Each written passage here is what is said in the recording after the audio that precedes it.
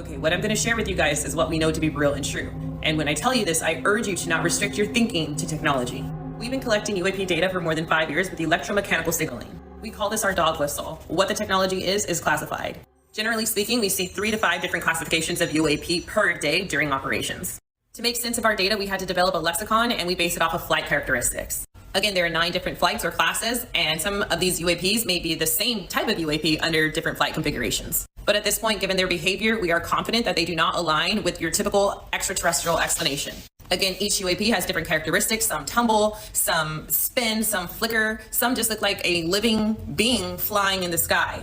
UAPs are extremely hard to image. What is seen with the naked eye generally is not what is seen under camera, and we do not know why. Class 1 is the tetra. It usually spins, it tumbles, it looks like a black body. Sometimes it flickers multiple times per second. It appears to have a cloud or vapor around it. We've seen class 1s in formations up to 20 to 23 in a flock or formation. Classification 2 is known as a tic-tac, but I feel like I should go through classifications 2 through 9 in another video, so there will be a part 2.